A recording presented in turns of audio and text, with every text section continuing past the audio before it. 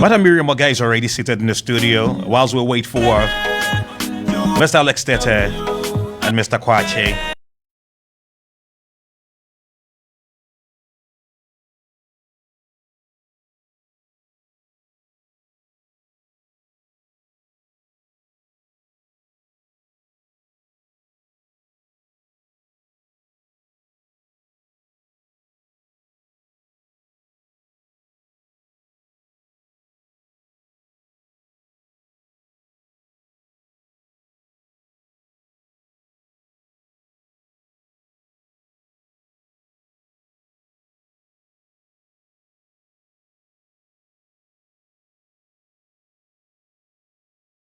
Radio Windy Bay 98.3 FM.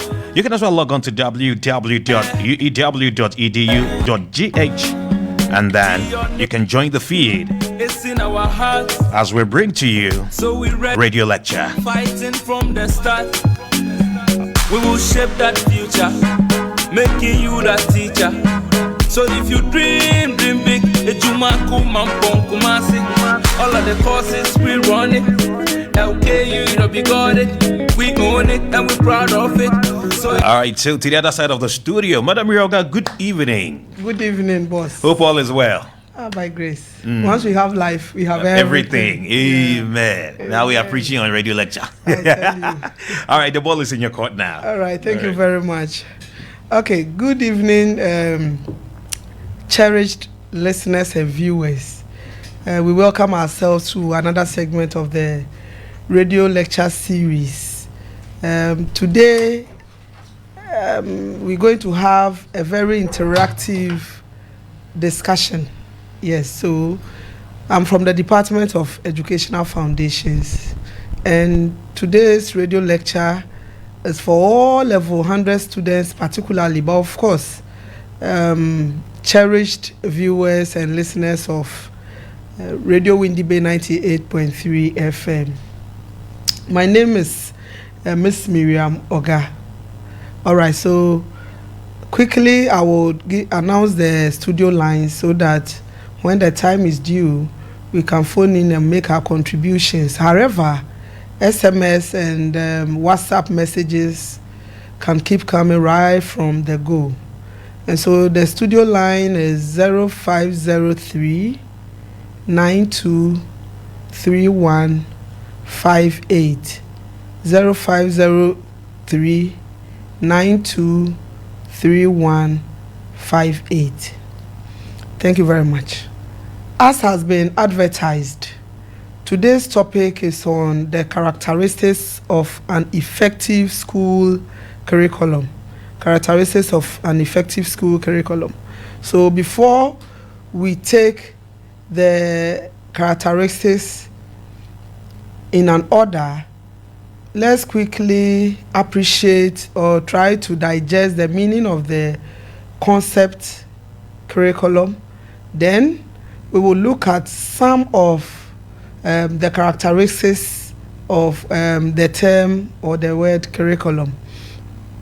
So first of all, last week when we came your way with the segment of the radio lecture series, we had a deliberate discussion on education and the functions of education. At the end of the day, we did establish that education is a lifelong learning process. And so, as far as formal education is concerned, usually it evolves around a curriculum. So whenever the concept of education, and for this matter specifically on formal education, one would like to see the kind of curriculum that guides it.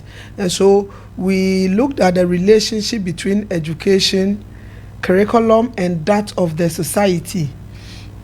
And so curriculum happens to be the smallest unit around which formal education especially evolves. Therefore, the curriculum becomes a medium through which education is provided. Education in this case is the process, and then curriculum is the vehicle or the medium through which a nation can provide education to its learners. The question, what then is curriculum? What then is curriculum? Etymologically, the word curriculum has its roots or origin from a Latin word, currere, C-U-R-R-E-R-E, currere, which means to run, as in taking a race. To run as in taking a race. I believe cherished level 100s, especially, in one way or the other, we have observed athletes on the field, either during inter-corps or inter-schools competition here and there. We have observed athletes and how they begin and end their races. And so the term curriculum has its origin from this Latin word currere, which means to run as in taking a race. One at this juncture will be wondering, what has the field got to do with the curriculum that guides formal education? Yes. You realize that the athletes that we have in this world, they all have their events. We could have an athlete whose event is 400 meters, 800 meters, 1,500, cross country, etc. Now, bringing or linking this to the field of curriculum discourse, we realize that in this university, for example, we all have our tracks. This radio lecture is targeting most especially or specifically group of students that have lined up in their tracks. These students include those whose track is the political science education, those who are running the race of art education, biology education, integrated science education, geography education. This is to mention but few. And so you realize that these athletes, how they begin and end a 100-meter race is different from how to begin and end a 1,500-meter race. And so on our various programs, we have the various admission requirements. Again, athletes have certain rules that they follow in taking their events. And so, for example, they are not allowed to what? To walk. You can't be taking a race and then you decide to walk along the line. If you walk, what happens? You'll be disqualified. In the field of curriculum discourse, in an attempt to complete the various tracks that we have been enrolled upon, there are rules and regulations that sanction practices. That is why from level 100 to 400, if you have an E and you don't rectify it, you will not graduate. If you are taking a race and you fall down, you can get up and continue. So it's the same line on our programs of study. If we fall down by, for example, an E, we need to get up and what? Rectify by resitting or whatever. Other than that, we may be disqualified. And so this is something brief in an attempt to appreciate the origin of the term currere, which means to run as in taking a race course. So you are admitted on a program, you maintain your track till you get to the finishing line. You can't say that level 100, I read political science, level 200, change my admission status to home economics education. No, it is not done that way. So if you master yourself as a as a 100-meter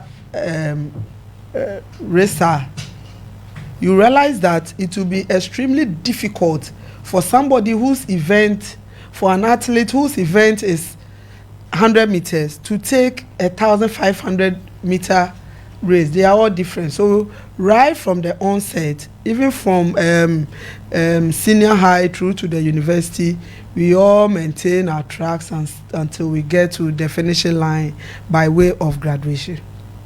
All right. So those who just joined us, this is Radio Windy Bay. We're having a lecture on the course EDC 111, the school curriculum, social change, and national development. We are looking at the characteristics of an effective school curriculum. The studio line is 0503 923158. 0503 923158. You can keep your WhatsApp and SMS messages coming. However, with the studio lines, it will be activated in due course so that you phone in and make your contributions. We are also streaming live on Facebook and Radio Windy Bay. On Facebook and the university website via www.uew.edu.gh. All right. Having looked at the origin of the word curriculum, quickly, by way of revision, we at the end of the day established that there are thousands of definitions as far as curriculum is concerned. So we're not going to take one and say this is the best definition ever that you can take as far as curriculum is concerned. And so this one, abide by it, memorize it here and then. No. At the end of this radio lecture, we expect that you try and give a definition to curriculum in your own words. And so we looked at Tamaklo's categorization of curriculum definitions. We said at the end of the day, Tamaklo, amongst other scholars, but for our level, we are looking at the categorization by Tamaklo 1992, that curriculum definitions can be categorized into three. We have what we term broad definitions, narrow definitions, and midway definitions.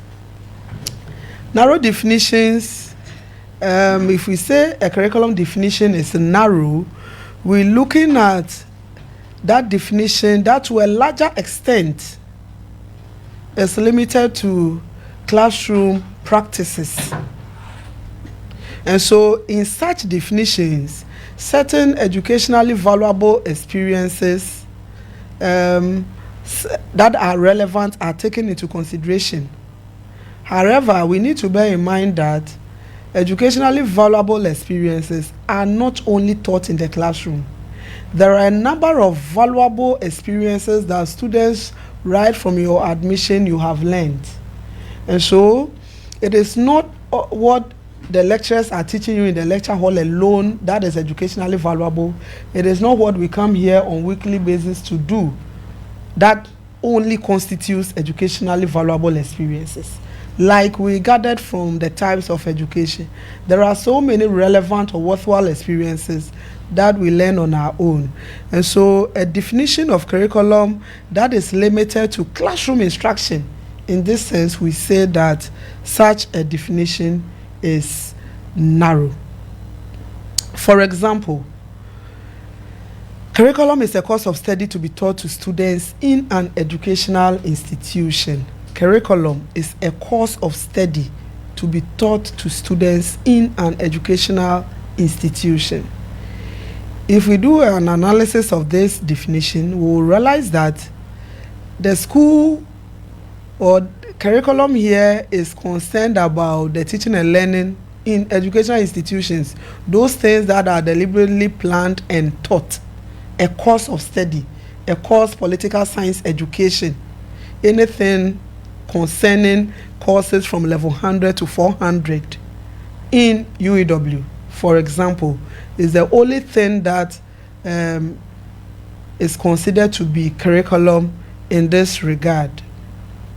All right, I've been joined in the studio by my colleagues, but in due course, they will be introduced, then we take it from there. Or are you ready? In due course, we'll do that. All right.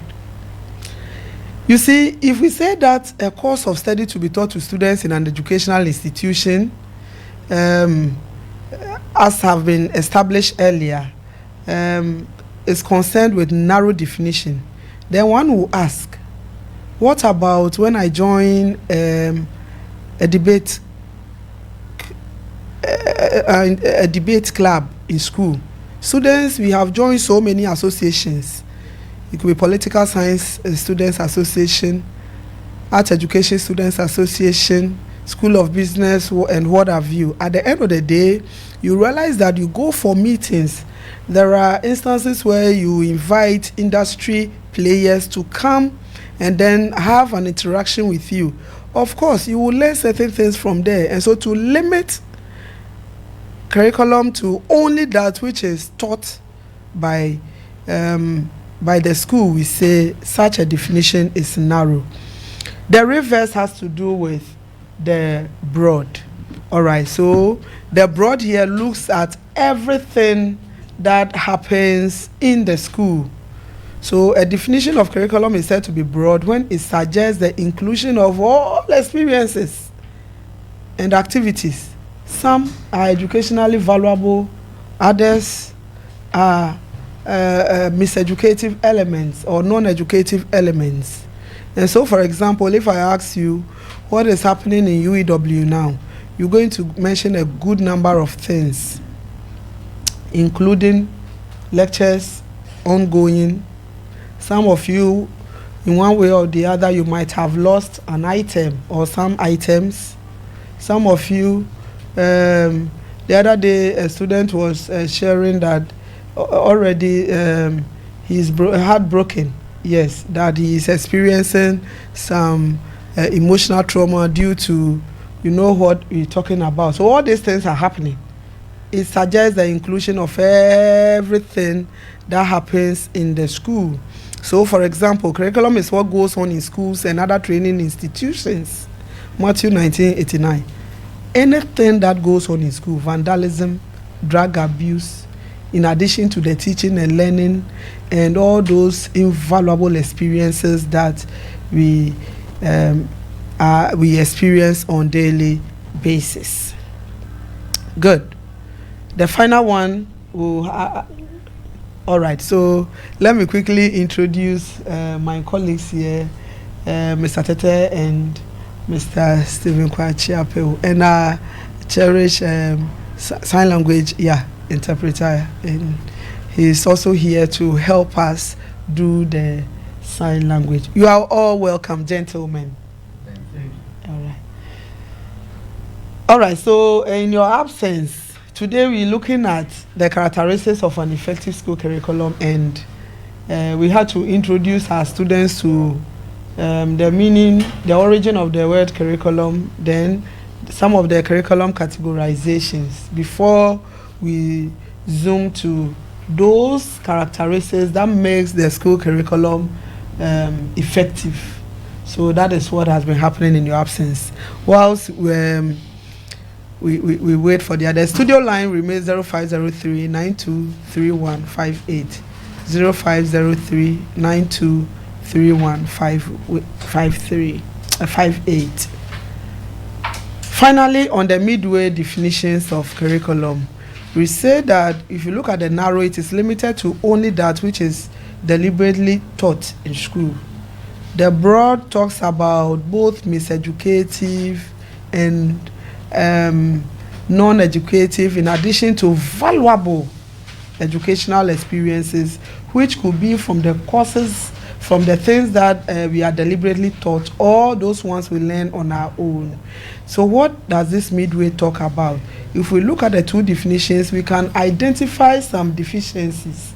With the narrow, we made a point that educationally valuable experiences are not only taught by the teachers.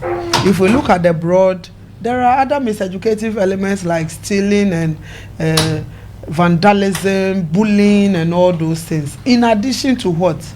The teaching and learning. And so we may not it may not be worthwhile to consider curriculum to include these things. And so midway definitions try to strike a balance between that which is educationally valuable and then it excludes the miseducative elements. So we'll use a definition to better appreciate this. For example, curriculum is the sum total of all educationally valuable experiences that learners undergo under the guidance of the school. Curriculum is the sum total of all educationally valuable experiences that learners undergo under the auspices or guidance of a school. Adentry 2005. If we look at this definition critically, it includes all experiences. Once they are invaluable, once they are invaluable, it means the same thing as valuable. We need to bear this in mind. So anything at all that is valuable or invaluable. Here, as for the courses we are reading, there's no two ways about that. But let's look at the other experiences that are not deliberately taught. Some, like we said in the broad, that miseducative elements. If we look at this, this definition does not capture miseducative elements. It's talking about what? All educationally valuable experiences. Both the ones that are deliberately taught and then those that are not deliberately taught, but we learn them on our own, yet they are valuable. And then, of course, once these experiences are under the guidance of the school, no school will support or will remain adamant on these miseducative elements. And so, of course, once the guidance of the school is equally there, it means that anything that is valuable, we have the total support. Good. At this juncture, I believe my colleagues are said so.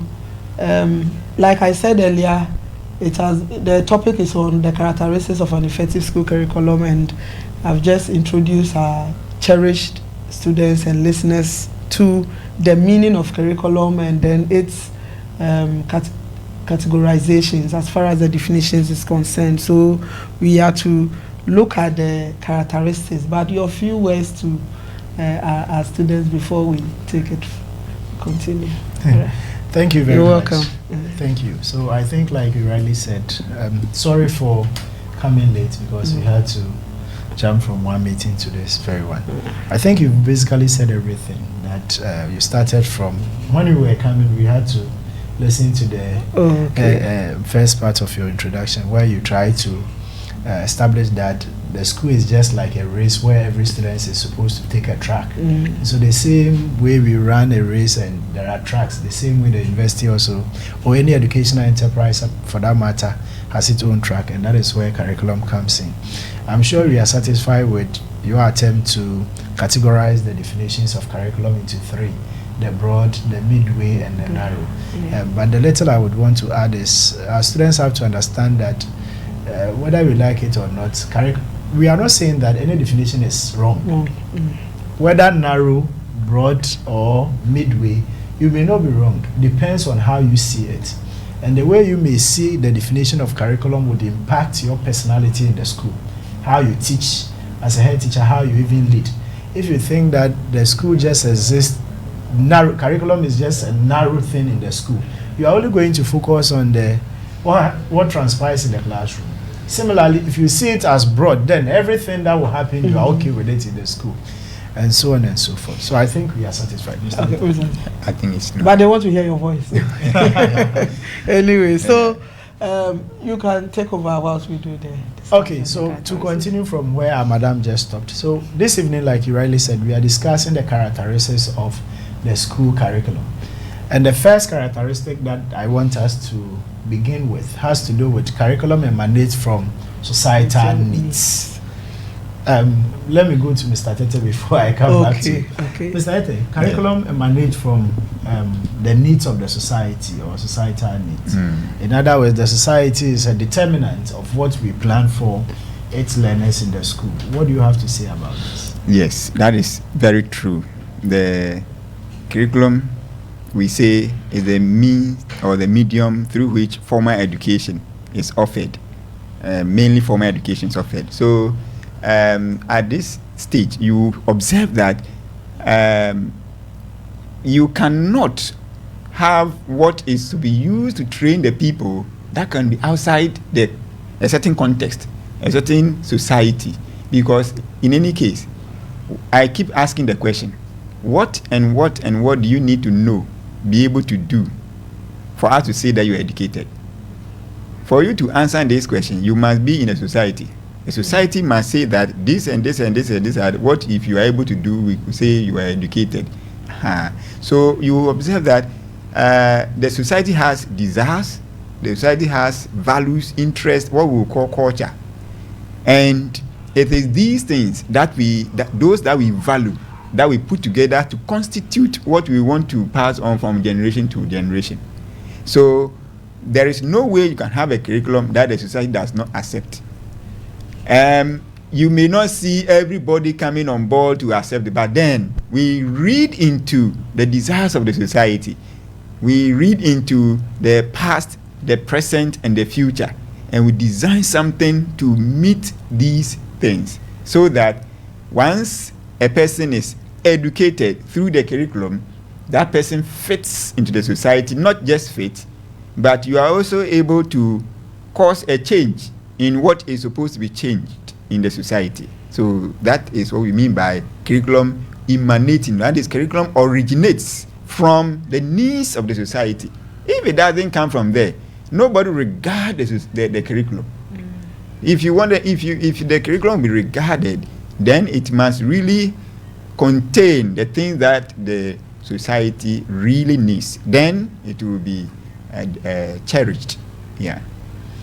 Miss Miriam. Oh, I think that it has been said, but so in other terms, we can say that the curriculum should reflect a country's needs, their social values, their aspirations, etc.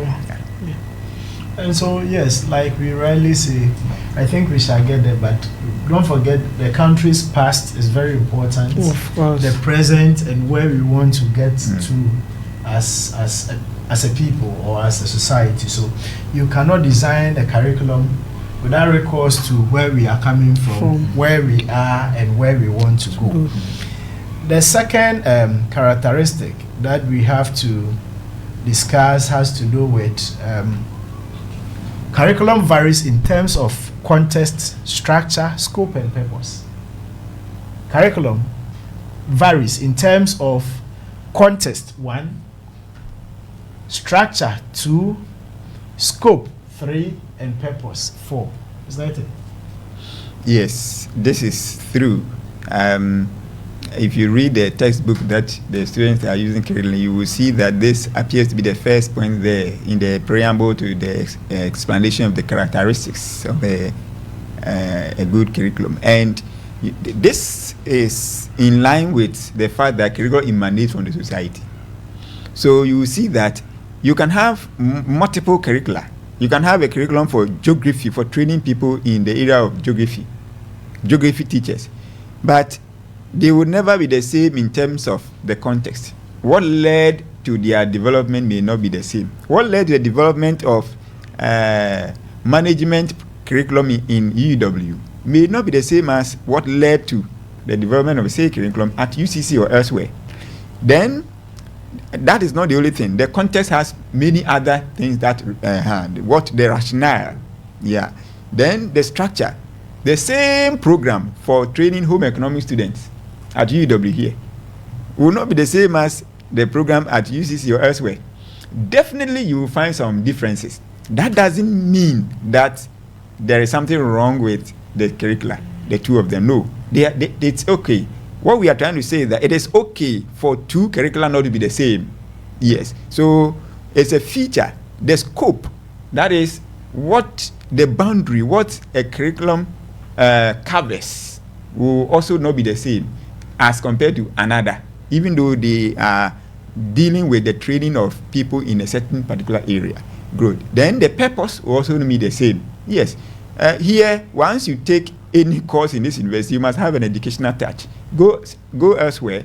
Yes, once you're in the university, you can read a program without any education. So the purposes are different, and mostly they are underpinned by the needs of the society. Yes. Yeah. But at the end of the day, you see that things are common, and we will get there.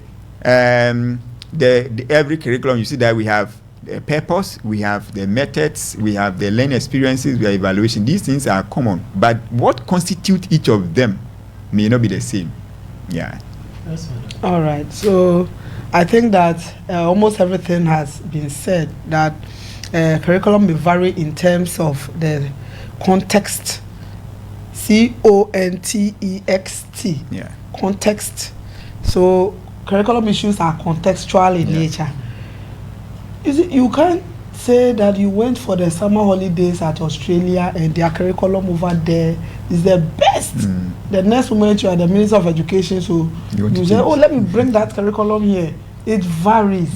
The needs, like we said earlier, the curriculum emanates from the needs of society.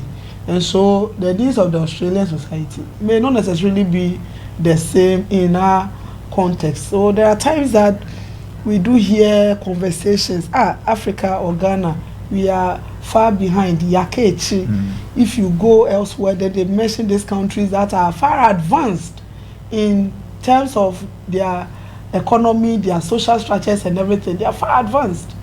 In fact, it was when I believe you are my senior colleagues in the area on our PhD program, Curriculum Politics, Prof. Kobo's course, that so not knowing that this technology that I taught, ICT, Ghana, from somewhere 2000 before, not knowing it had taken place there long ago. But the issues has still to do with what? Contextual issue or contextual basis. And so that is it. The structure of every program differs. Some go for first degree 6 years. You are on your first degree 4 years. Others, the diploma, you realize that 2 years, for example. The scope, the depth of the programs or the courses here and there, the purpose. Our students will appreciate that. Like we said, I'm sure by next 2 weeks, we'll begin with the basic components. So the purpose of the curriculum, we are looking at the why of the curriculum.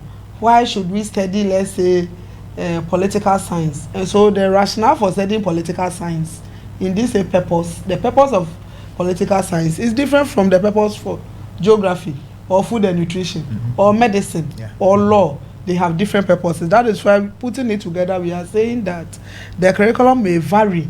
So we shouldn't say that whatever is contained in economics curriculum, when we go to history, when we go to medicine, it should be the same verbatim, word for word. It may not be the same. However, what we are doing this evening is to look at what? The common features or the common characteristics, such that irrespective of the country, these common features are expected to be seen in the curriculum that is training or preparing its learners, so that when you graduate your first degree and you go outside for masters, you will not say that you go to Australia, it won't be said that you didn't do your first degree here or you didn't attend secondary education here, go and start from the scratch. It is because of these common features that runs through the school curriculum. Thank you. Thank you, Miss Miriam. And so if I get the argument, it appears all that we're trying to say is that if I'm studying home economics in the University of Education, Winneba, and my colleague is also in UCC studying home economics, when we vacate and we meet in the house, I don't expect that our notes should be the same.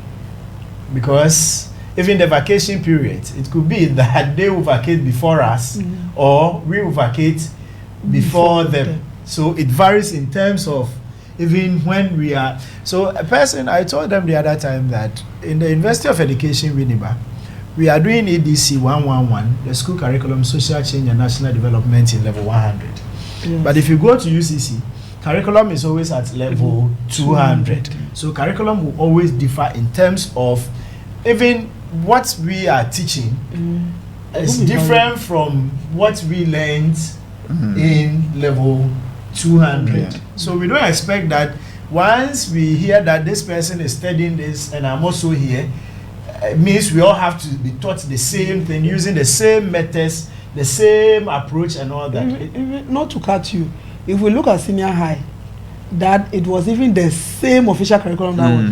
When you go home for vacation, you compare. I mean, when you are you go for vacation class, you see that, but are we not all doing using the same? You can imagine how much more these ones that we have some relative kind of liberty to play around the courses and all that. So it means that even within the same university, we are all in the UAW. The curriculum for geography is different from the curriculum for political science. The curriculum for home economics is different from that of other departments, because curriculum will always differ in terms of the context, the structure.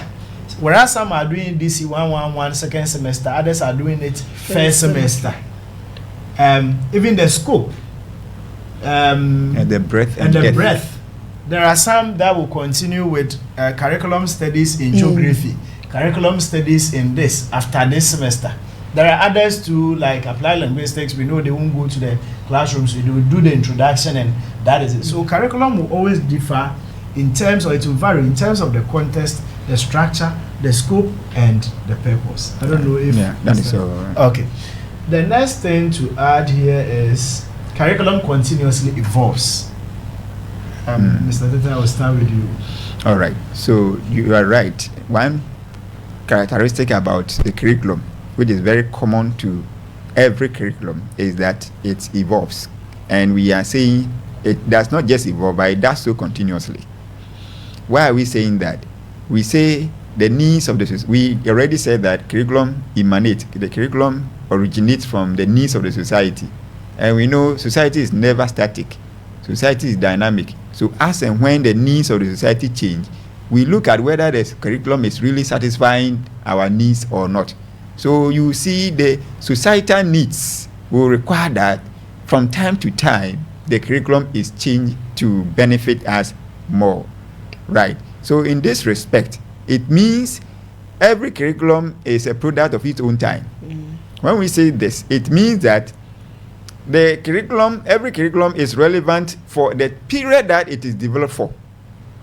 So a curriculum that is relevant today, very soon, you observe that it may not be relevant because things have changed, needs have changed, desires have changed, expectations are different, the society have different resources, many things have changed, and that needs upgradement or some adjustments in the curriculum. And that is why we keep saying that ideally the curriculum that exists has to be changed every 5 years.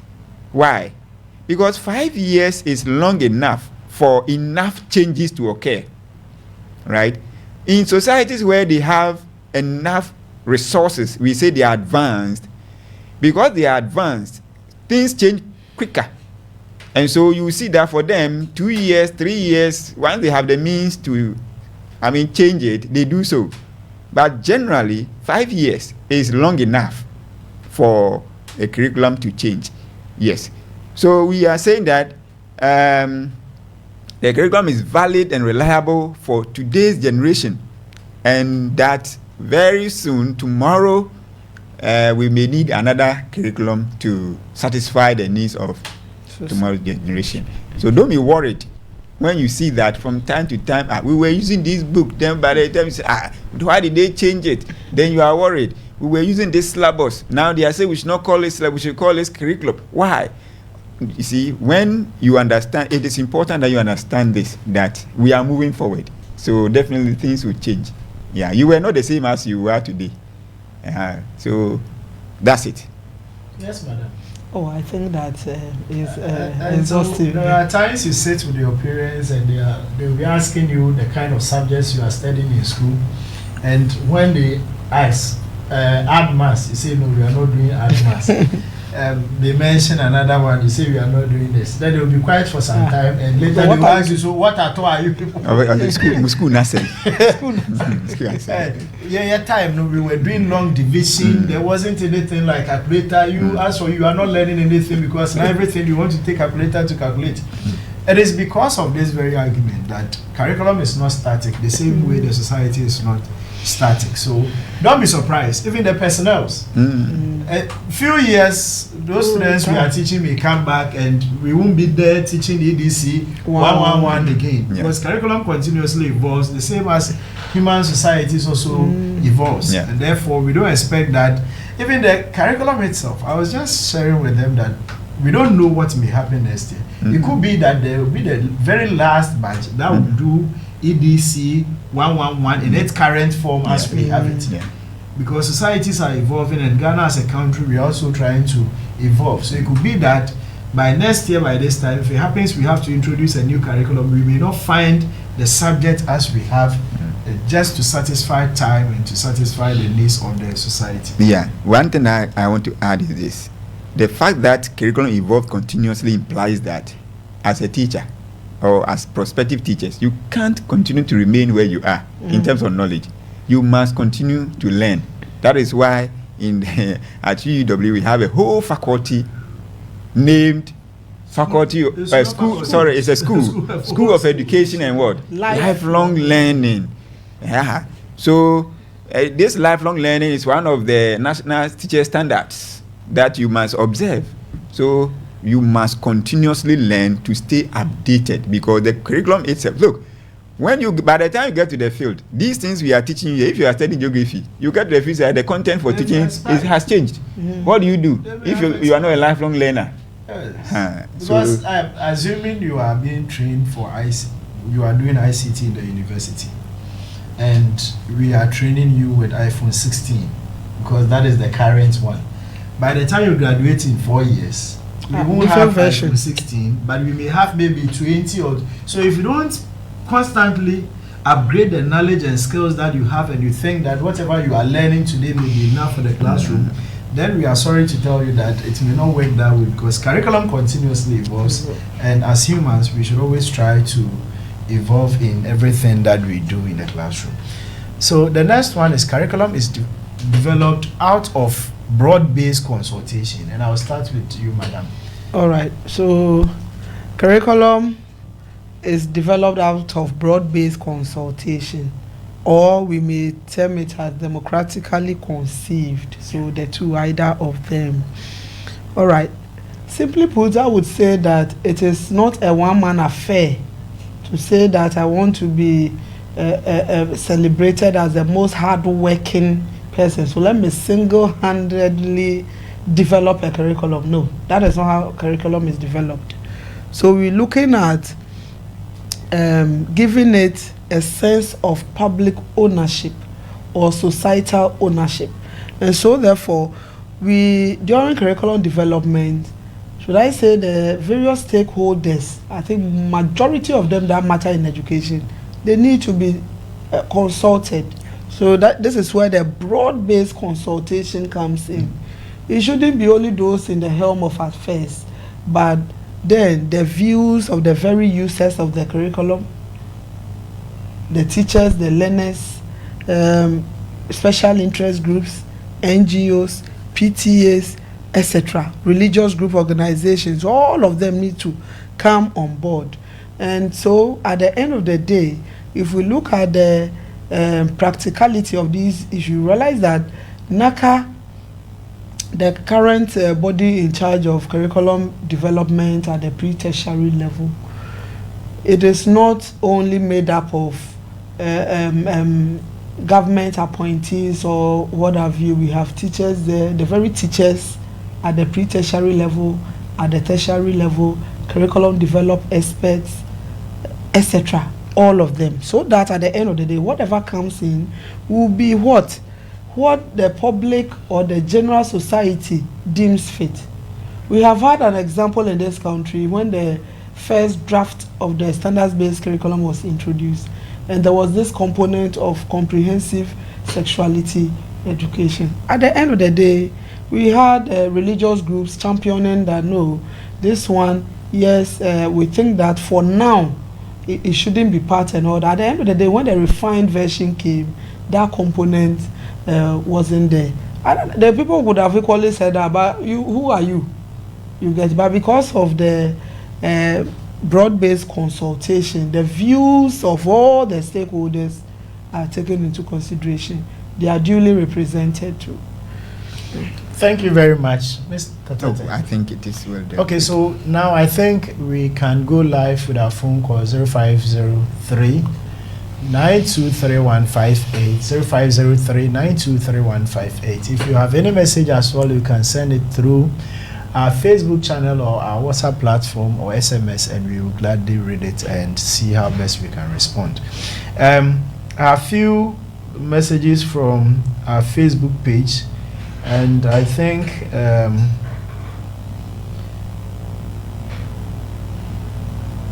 this is coming from somebody wants to know whether the curriculum is okay. So I the person of Akidagu Idrisu Inusa, I'm in art education. Please, can you call the curriculum the budget? Can you call the curriculum the budget? Come clear on that. My name is Lepe David, political science, good, very good one, from Sepe Nukwesi. So I think basically that's the only question that we have, whether the curriculum can maybe you want to say, can we liken the curriculum to a budget? Yes, it could be. How? That is what he wants to find out. That the same way we prepare budget for the family, for the nation and all that, when it comes to school. Is it the national budget or family budget? Let's say family, national budget. National budget. Yes, or a company's budget. Okay. But we shouldn't go on that. We shouldn't like it. They are not on the same platform. Kindly phone in and come better on this. Come clear on or this. if not, he can hold on and. But looking at maybe the features as something like you look at, you are developing a budget. You consult certain constituent people. So it may have certain resemblance in with terms of some of the things we go through when we are preparing but not the all. national budget. But we cannot say. How many parents are normally consulted before we design a national budget? Yes, because like you rightly said, for you to design a curriculum, it's not a one-man affair. From chiefs to opinion leaders, everybody who matter in the society has to be consulted. But what the students have to understand is that it does not necessarily mean we will walk from house to house. Of course. Asking each learner, what do you want to study in the school? The typical Ghanaian child will tell you, I don't want to study anything. Just give me the certificate and let me go. So, and they have to know how we design it. There are times people send questionnaires to them to seek their opinions on certain critical issues in our educational system. And some of them reluctantly, even when they are answering, they will find out what their colleague has said and they will just also look at it and take and all that. They don't know that that is their contribution to the design of the school curriculum. The same with teachers. It does not mean we go from house to house asking each teacher, should we include in the curriculum? They normally invite the teacher unions through their reps and all that. When it comes to the religious bodies, and one thing that we must commend the new senior high school, the designers of the new senior high school curriculum for, is their stakeholder engagement. Because it appears everybody was consulted. Of course. And even recently in January, a national education forum was open. Yes. So they send the questionnaire online, you feel you join, then your submission and all that. If you sit and look unconcerned, you may think that you were not involved. To your village and say, you come, what do you want to study? What should we teach your child? And so on and so forth. Yeah. I think that is in order. Okay. So the next thing to discuss has to do with the fact that curriculum is holistic or comprehensive in nature. Curriculum is holistic or comprehensive in nature. Mr. Ete. Yeah. When you want to, you see, the human being as we are very complex. But one thing that controls us much is our brain. Okay. So anything that you put together to train the human, it should not only target the brain. Yes, the brain is the first point of call, but then there are other aspects of learning that you must also target.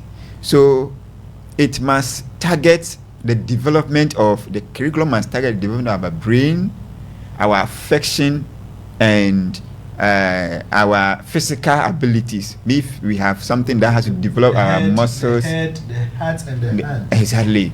So that once a person goes through a curriculum, the person is comprehensively groomed, developed. You will not have somebody who has gone to the senior high school, has studied elective maths, geography, economics, so that is general, or science. The person is academically good, but attitude-wise, it's very bad. When that happens, like getting a first class, yes, you get first class, but in terms of social habits, you don't have it. You don't have poor it. Disposition, your habit very poor.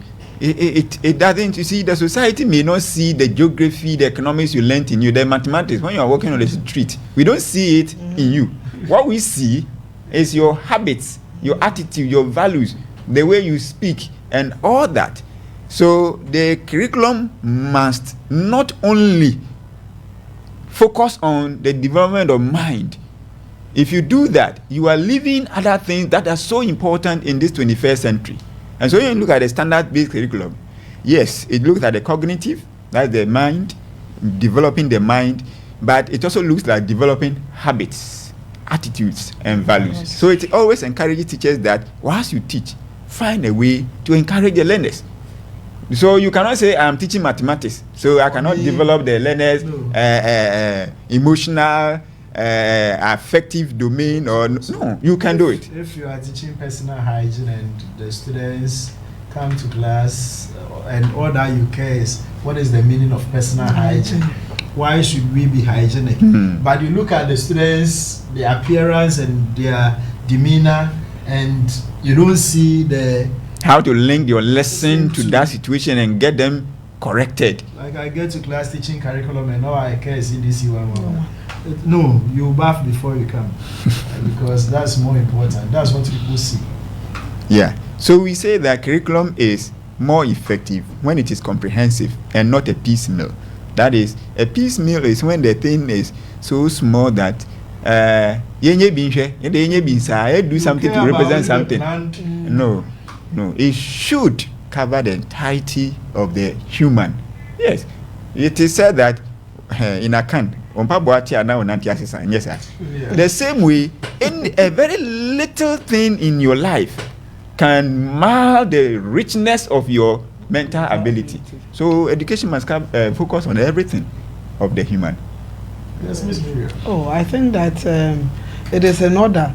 Our students, I don't know, but sometimes as students, we tend to pay so much attention to just the cognitive. The aid that we will get. The cognitive.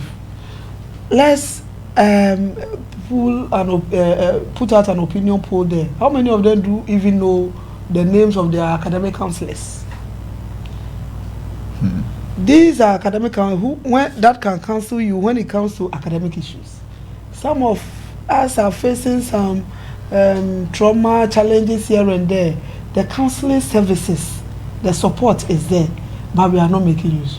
You go to even KG schools, they have guidance and counseling coordinators because of what? The effective development of the learners. And so holistic development of the curriculum is key. At the end of the day, education is for the head, the heart, and then the hand. So you have all the knowledge and things pertaining to your attitude or your sense of urgency is down. I mean, it doesn't speak well of us. So it's not only the A1. So the social habits are important. Likewise, the physical activities. Yeah. And the last time I asked the students how many of them are aware that between 2:30 to 5:30 on Wednesday is for physical education.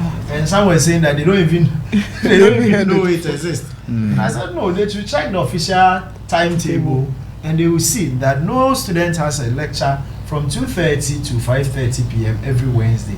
It's specifically earmarked for physical education. That is just to tell you that the curriculum is not just about what we do in the classroom.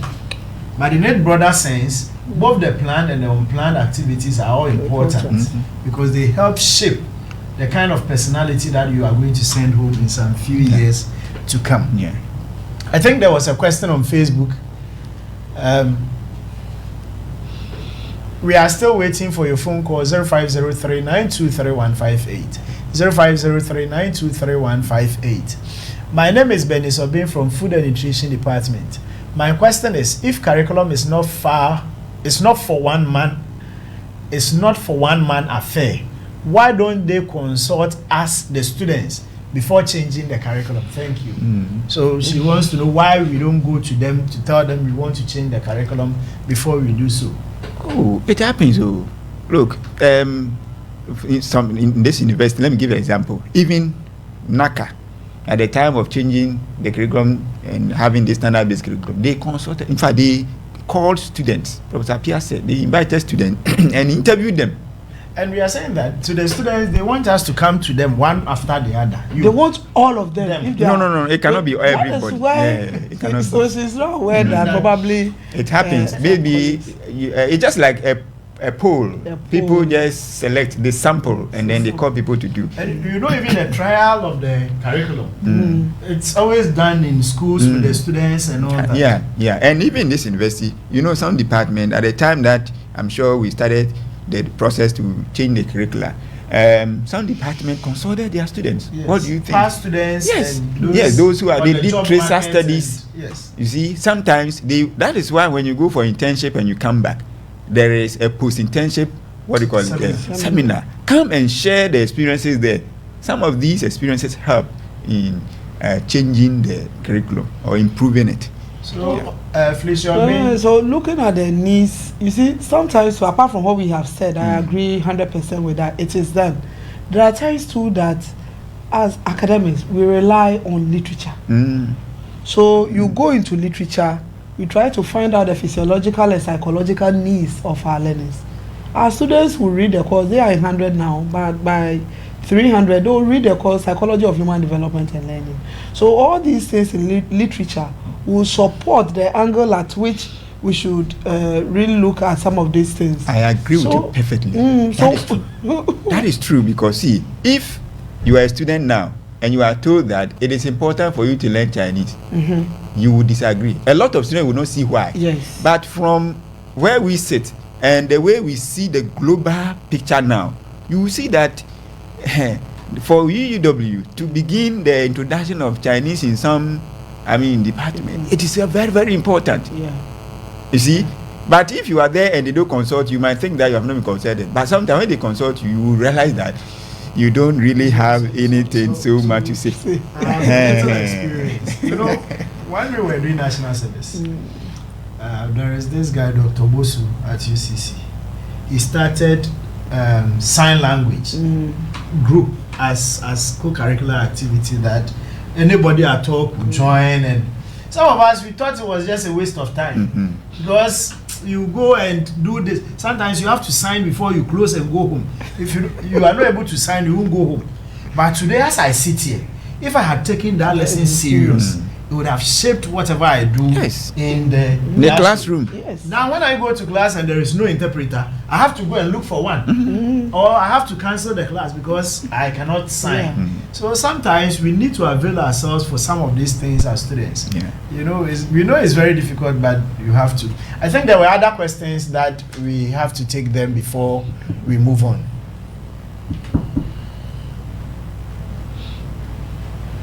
And so my name is Daku Emmanuel from Political Science Department. I want to ask, how is the curriculum regularly reviewed and updated to ensure it remains relevant and effective? How? I think when we go to the curriculum development stage, we will talk about this. Then, food and nutrition, Rebecca Aka. My question is, does midway curriculum affect students' learning? Any way you define the curriculum would have an implication on what the students learn in the classroom. If you think that the curriculum is just about what we teach in the classroom, then of course that is how you see it. So when students are fighting just in front of the form one class, you just bypass and go, because for you, you are there to teach your food and nutrition and go away. Please, I'm Glorious, say, Political Science Department. Please, does that mean that we've learned these past years? Does that mean what we've learned these past years is of no use anymore since the curriculum has been changed? Oh no. No. The past has something to say. Yes. I like that history people say. The past always have something good to say. You cannot build on empty ground. You need a foundation. So yes, it's very important that. So I think where the question is coming from, the person is thinking, so if after I study for 4 years and I finish and they change the curriculum, what happens? It is still important. Like you said, it's about lifelong learning. When we talk about curriculum change, it doesn't mean that we take the curriculum, throw it away, or we change the subjects all over. Right from onset of formal education in this country, we have been experiencing curriculum reforms. Sometimes you realize that it is just the name of the course. Then when it gets to the content, we add one or two things and all that. We can talk about the onset with reading, writing, arithmetic.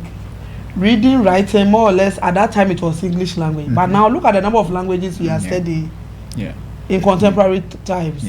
Mathematics, which has been with us, and then of course later catechism was also introduced because of the role the missionaries played in the establishment of schools. More or less religious and moral education. We have expanded. So it's not about throwing an old curriculum away with the content from the cover page to the end, but some of the maybe concepts and maybe change. If a definition in an old curriculum was at somewhere 1900, in the new one will now come for a contemporary definition. We get it. So dear students, don't get confused. So to add to that, the issues of life, apart from you being trained to go and teach, and so you might think that what if by the time I get to a field, certain things are changed. Look, the things you are learning here is also for your life and the life of others. Real world problems do not have subject boundaries. They have no respect for subject lines. So whatever you have learned one day has some role to play in how come sometimes when you sit with your grandparents, they say something and you wonder. They have a stock of knowledge that you might think is not necessary, but one day they will refer you to them and say that, wow, this is wonderful. Those times we used to call it Bejimibre. But now here we are. And it even happens to us. Yes. You see, when you are assigned to teach a particular department, this semester the following semester you go, in terms of curriculum varying in structure, context, for example, the nature of maybe a group could be different from the other group you're going to teach. We try as much as possible. It doesn't mean we'll say that, oh, ever since I came, it was only this department. The number, very few. Now that it is large, I have to. But because it's about lifelong learning, we're able to manage all that. So don't stop learning. Don't stop learning. And so we go to curriculum is a school-based phenomenon, but it is also carried outside the school. It can happen outside the school. Miss Miriam. The curriculum being a school-based phenomenon, and the last thing we treated under relationship between education and culture, we showed our students a diagram that has the curriculum as the smallest unit around which education revolves at the end of the day, fitting into the wider society. And so looking at the two, we realize that when formal education, and when I began, I made mention of this point, that the moment formal education is under review or discussion, one would want to see the kind of curriculum that is being used. So curriculum is a school-based concept. When we come to school, there is a curriculum that guides every program that we do. Yes, like we said under midway definitions, sometimes the curriculum or learning experiences are not only limited to the four walls of the school or the classroom. So when we give you a project work and you go out there to the wider society, it's more or less like you are carrying the curriculum, the concept home. Level 400 students went for internship outside the school, but it is part of their school project, their educational program. You go for educational field trips. A concept that can theoretically be learnt in the classroom, you go out there to the real industry to go and see how it is happening. So the curriculum is a school-based phenomenon, but it can be carried outside the school, at home. You go home, and because of the invaluable experiences you've learned, you tell your your siblings at home, hey, it is important to observe personal hygiene. Make sure you tidy up, the room and all those things. I believe so. That is a little I have on that. So that is what you have said. The curriculum. You see, when we mention curriculum, for example, if you mention curriculum in the church, we wonder. Church curriculum. If you mention curriculum in the market, we wonder. Curriculum at the bank, mosque, hospital, we wonder. It will be weird. But when you mention curriculum in the school, we know what you see. So the moment you mention curriculum, we know that this is a school matter. Yeah. It's a school matter.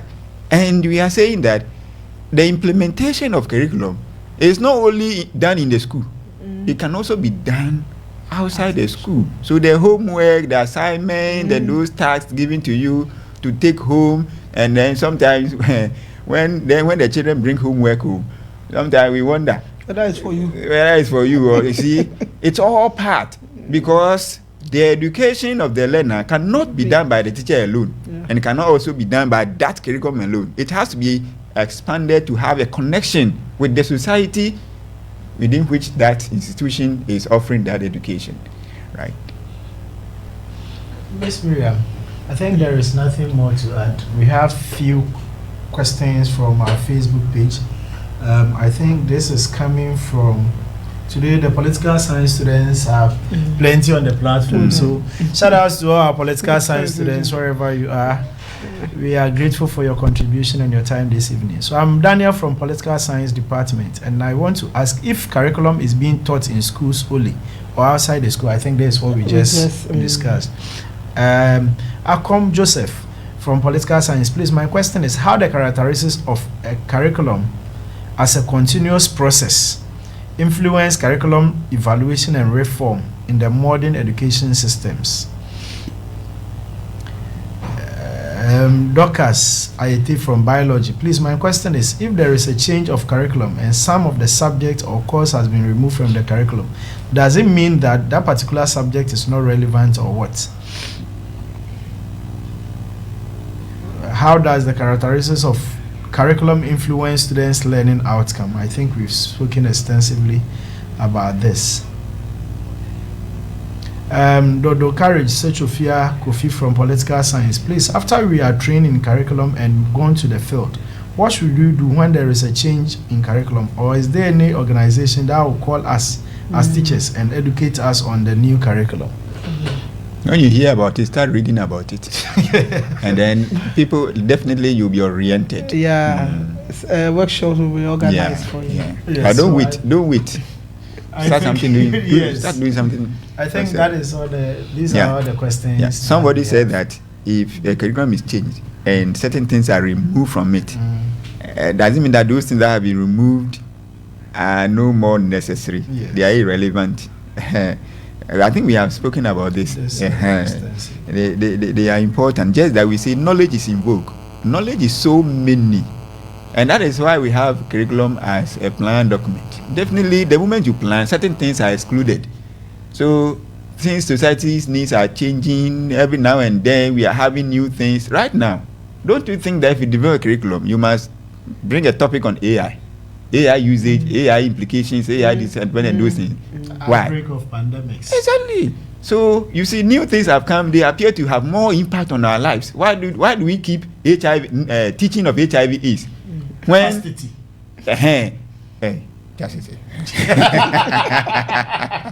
Why should we focus on teenage pregnancy when AI is the new the issue? My mobile phone usage is causing people to now go and have sex and become pregnant at their teenage. As for the chastity, we should still teach. We should. But we are saying that I get your point. I know where you are coming from, Osofo. So Osofo, the whole idea is that certain things will not be with us forever. Yes. As we said, societies are not static. It doesn't mean they are irrelevant. As at the time that you learnt them, they were very, very relevant. Yeah. But it is not everything that will stand the test of time till we die. Yeah. No. Certain things will go for. Now, who remembers Ebola? But few years ago, everything was about Ebola. When we were growing up, there was this thing, I don't know, lies. But today, nobody talks. So it's not everything that I think. Certain things will definitely give way for new ones too. I think we have about 2-3 minutes. So imagine you have a book that says that teaches how to keep lies away from your hair. Do you think it's still relevant to keep that content in the curriculum today? No. Because the lies you can't even find them. Yes. So, Miss Miriam, your final words. All right. Thank you very much. It has been very interactive having the three of us around always. So we wish our level 100 students all the best in this semester, whichever activity that they partake in. We advise that they find time and then listen to the radio lecture as the recorded version. We keep telling them it's always saved on Facebook. Some of them are at lectures now, so we encourage them to do that before our next meeting. Yes, I must say that we have said that curriculum is quite dynamic, and so if you want to understand it very well, keep reading and be guided by the fact that education, being trained to be a teacher, you are into a lifelong learning endeavor. And so for you to understand the concept of curriculum and its features, you must study the characteristics and a host of other things. Keep reading and everything shall be well. All right, thank you very much, ladies and gentlemen, for your presence today. We want to encourage our learners that apart from teaching, we have other equally important services that we can render whenever the need arises. For instance, if you are going through a lot of issues and the counseling unit still remains with us, apart from that, we have departmental counselors and our doors are always open. Join us anytime that you have any challenge and we will see how best to assist you. God bless you this evening. See you again next week for another segment of our radio lecture series on EDC 111, the School Curriculum, Social Change and National Development. Thank you. Thank you.